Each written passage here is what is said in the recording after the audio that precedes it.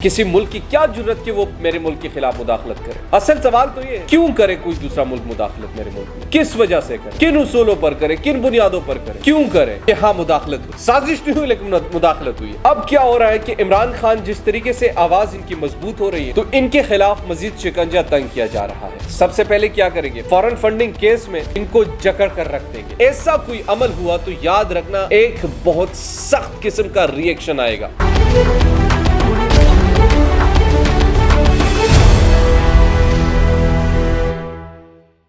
बिस्मिल्लाहिर्रहमानिर्रहीम, अस्सलाम वालेकुम। मैं हूं नुमान खान और आप देख रहे हैं मेरा फेसबुक और यूट्यूब चैनल। नाज़रीन इकराम, पाकिस्तान एक ऐसे सर्द जंग की तरफ बढ़ रहा है कि जिसका कोई भी तसव्वुर नहीं किया जा सकता। इमरान खान के रिलेशनशिप जब इदारों से खराब हुए तब से लेकर आज तक एक टेंस की सिचुएशन है। आज की इस वीडियो में आपने मेरे साथ रहना है और मैं आपको पूरी डिटेल आपको फराहम करने की कोशिश करूंगा सिर्फ 12 मिनट में कि इमरान खान का जो मिलिट्री के साथ रिलेशनशिप खराब हुआ तो किन बुनियाद पर हुआ, इमरान खान को इक्तदार से गिराया गया, इसमें बैरूनी साजिश थी। आज इदारे भी मान रहे हैं कि मुदाखलत थी। मुदाखलत अब अलग चीज और साजिश अलग चीज कैसे है, इस पर हम भी बात करेंगे। और इसके साथ साथ इमरान खान के खिलाफ मजीद शिकंजा कैसे घेरा जा सकता है। इमरान खान को सियासत से आउट करने का सोचा जा रहा है, इमरान खान को बैन करने का सोचा जा रहा है। और आज इसकी पहली खबर हमने आपको पहले ही दे दी कि इस्लामाबाद हाई कोर्ट ने इलेक्शन कमीशन को पाबंद किया कि 30 दिनों के अंदर अंदर फॉरेन फंडिंग केस का किस्सा तमाम करे। यह भी बात करेंगे और इसके साथ साथ कि अगर फर्ज करें इमरान खान को बैन कर दिया जाता है तो क्या होगा। क्या जो इस वक्त एक खेल जारी है, एक दूसरे पर इल्जामात भी हैं, एक दूसरे के लिए बीच बचाव भी है, प्रेस कॉन्फ्रेंसेस भी हैं, इदारों की तर्जुमान भी प्रेस कॉन्फ्रेंसेस कर रहे हैं। इमरान खान बबांगे दोहल फरमा रहे हैं कि मेरी हुकूमत यानी रिजीम चेंज के खिलाफ एक साजिश हुई है, पाकिस्तान के खिलाफ साजिश हुई है, गद्दार तक वो कहते हैं। किसको कहते हैं और क्या इसके संगीन नताइज उनको भुगतना पड़ेंगे और पाकिस्तान की आवाम क्या सोच रही है, मैं आपको वन बाय वन तमाम चीजें समझाने वाला हूं। आपने मेरे साथ रहना और आखिर तक ये वीडियो देखनी ताकि आपको भी समझ आ जाए कि आखिर हुआ क्या था और बुनियादी तौर पर अब मामला किस तरफ बढ़ रहे हैं। देखिए, मैं आपको एक क्लिप भी है, कोशिश करूंगा कि आगे जाकर सुनवाओ भी। इमरान खान के एक कजन है हफीजुल्लाह नियाजी, जो कि उनके सख्त तरीन नाकिद है। वो कहते हैं कि इमरान खान इदारों पर कभी भी ट्रस्ट नहीं करता था दिल से। बाहर से जो भी वो कहते रहे मगर वो अंदर से इन पर ट्रस्ट नहीं करता और ना कभी करेगा। दूसरी बात उनके बारे में कहते हैं कि इमरान खान इस वक्त एक दलेर सियासतदान है, वो कुछ भी कर सकते, इदारे उनका कुछ नहीं बिगाड़ सकते। ये उनकी राय मैं आपके सामने रख रहा हूं कि इदारे उनका कुछ नहीं बिगाड़ सकते, जितना इदारे रिएक्ट करेंगे उतना ही वो मजबूत होता जाएगा। और उसकी वजह वो ये फरमाते हैं कि उनके साथ लोग हैं। दूसरी एक हकीकत यह भी है कि दूसरी पार्टियों को आप किसी भी तरीके से दबाकर, इसलिए कि उनके साथ वो पब्लिक नहीं है, जो जेन्युइन पब्लिक, जो इमरान खान पर अंधाधुंध इत्मीनान करने वाले लोग हैं, वो बहुत ज्यादा है। वो आपको समझ आ जाना चाहिए था जो इतवार को हुआ। फिर आपको अगर उधर भी समझ ना आए तो अब पेशावर के जलसे में आपको समझ आ जाना चाहिए था। और अगर अब भी समझ ना आए तो फिर कराची वाला जलसा देखिए, वहां पर आपको समझ आ जाएगा कि क्या उनके पास एक जेन्युइन पब्लिक है या नहीं है। फिर उनके खिलाफ जब आप मजीद शिकंजा तंग करेंगे तो ये लोगों का जिद बनता जाएगा। ये मैं आपको अभी से बता रहा हूं कि ये लोगों का जिद बनेगा। चाहे जो ना भी सपोर्ट करे, आम पब्लिक उनको सपोर्ट करेगी। आप एक एक वीडियो उठाकर देखें, बुजुर्ग शख्सियात जो उस जलसे में पार्टिसिपेट कर रहे हैं, उनके जज्बे को देखें। व्हील चेयर पर लोग जा रहे होते हैं, उस जज्बे को कौन शिकस्त देगा। इमरान खान को चारों तरफ से आप तो घेर लेंगे मगर उससे जो आग फैलेगी फिर उसको संभालना बड़ा मुश्किल होगा, उसको कंट्रोल नहीं कर पाएंगे, उसको कंट्रोल आप कर नहीं सकेंगे। एक शख्स, हजारों लोगों की बात नहीं है, लाखों लोगों तक बात चली जाएगी।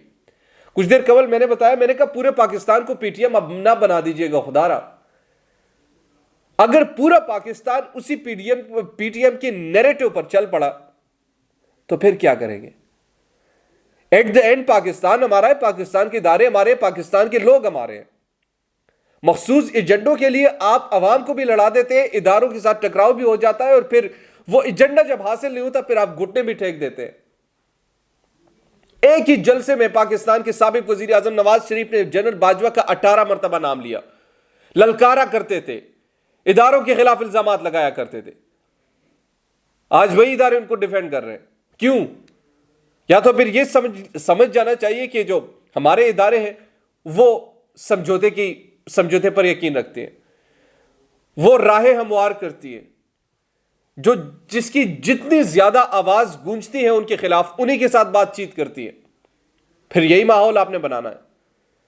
ہم بہت سارے لوگ تو یہی سمجھیں گے ابھی کہ اگر انہوں نے یہ سب کچھ کیا اور ان کو اقتدار میں دوبارہ لایا جا سکتا ہے تو کل کو وہ بھی اب یہ کریں گے اور انہیں بھی یقین ہوگا کہ ہمیں بھی لایا جا سکتا ہے.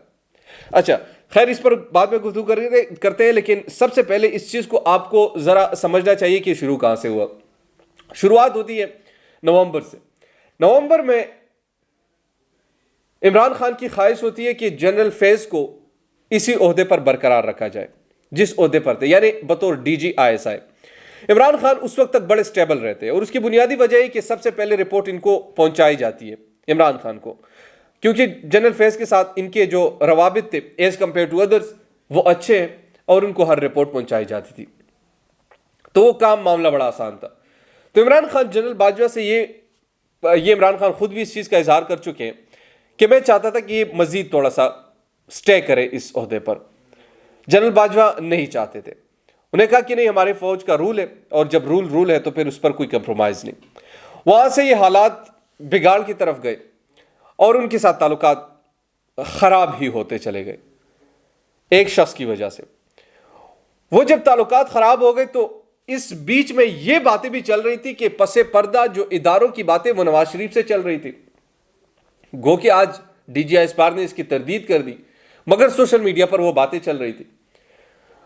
اگر وہ باتیں اس وقت چل رہی تھی اور آج میں ان کو اقتدار میں دیکھتا ہوں تو پھر مجھے کہیں نہ کہیں کمپرومائزیشن نظر آ جاتی ہے کہ وہ ساری باتیں آپ اس کو جھٹلا نہیں سکتے، آپ ان ساروں باتوں پر پردہ نہیں ڈال سکتے. کچھ تو ہے جس کی پردہ داری ہے، یہ سب کچھ ایسے نہیں ہوتا.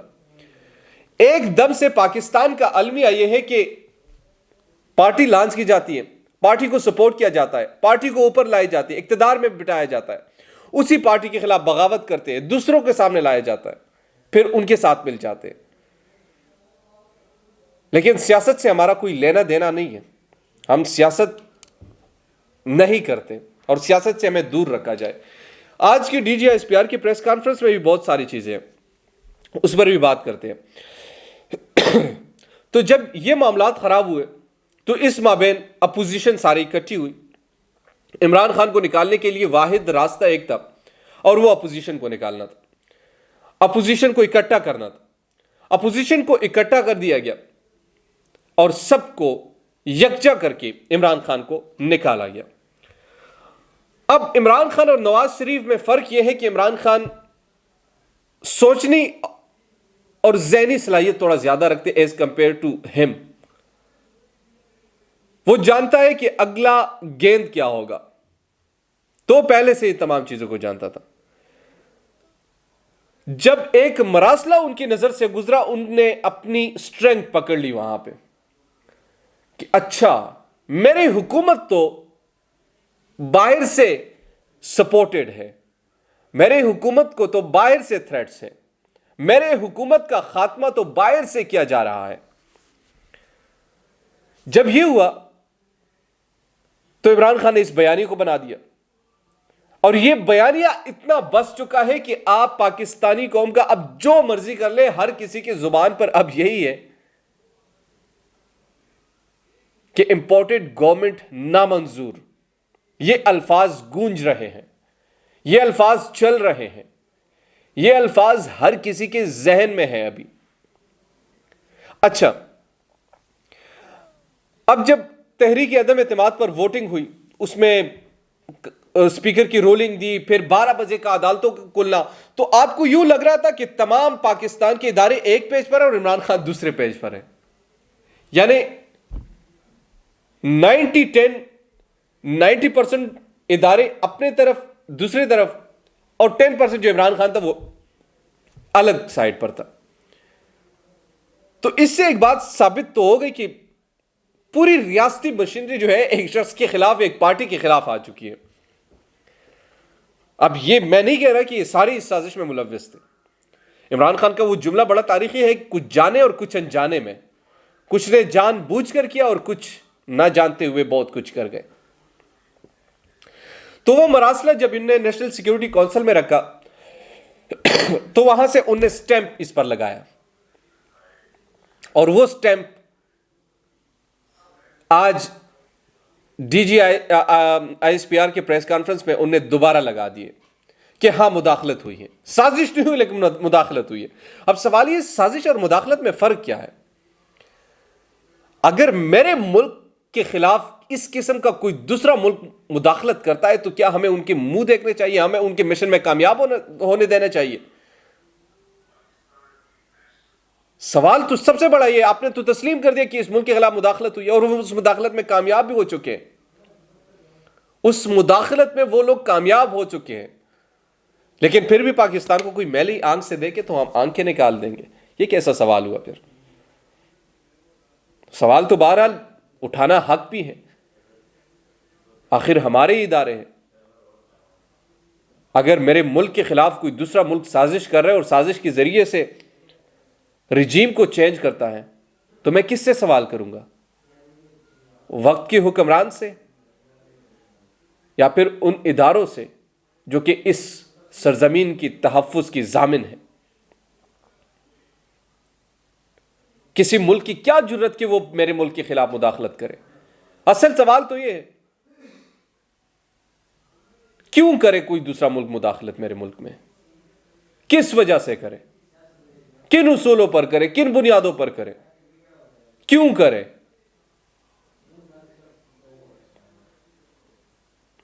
تو یہ تمام تر معاملہ جو ہے اب یہ رکنے والا نہیں ہے.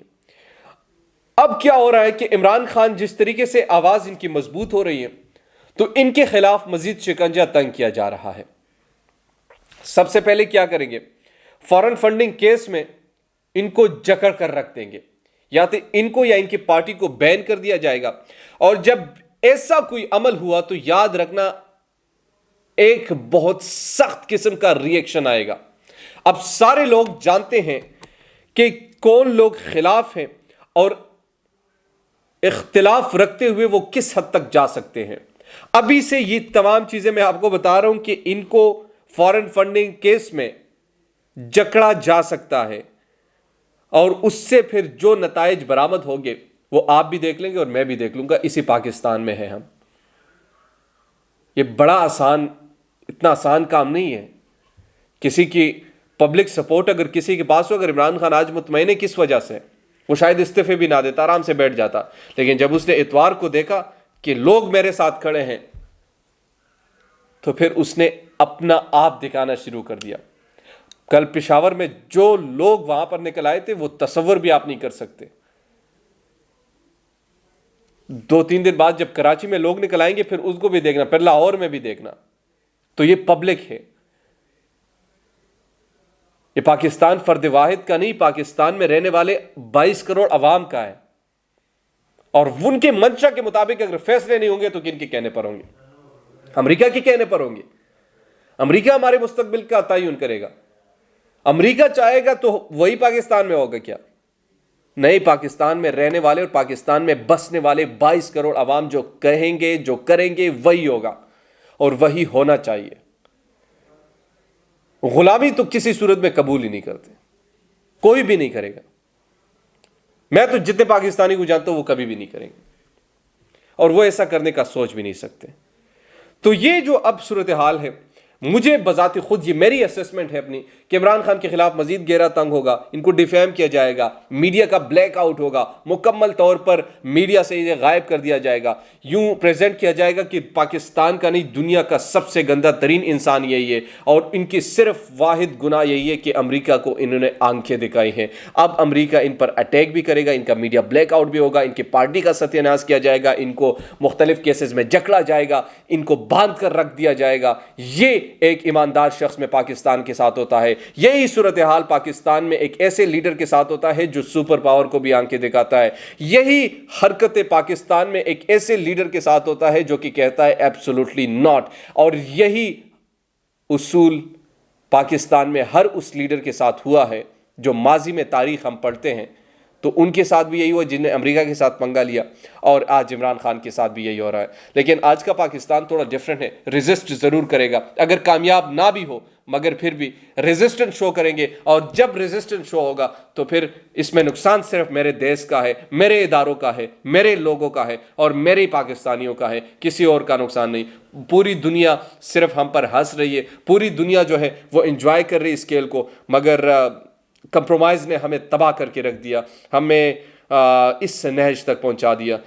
یہی چیزیں پاکستان میں اس وقت چل رہی جو میں نے آپ کو آگاہ کر دیا۔ انشاءاللہ دوبارہ ملتے ہیں کسی نئی ویڈیو کے ساتھ، تب تک کے لیے مجھے نعمان خان کو دیجیے اجازت۔ اللہ نگہبان۔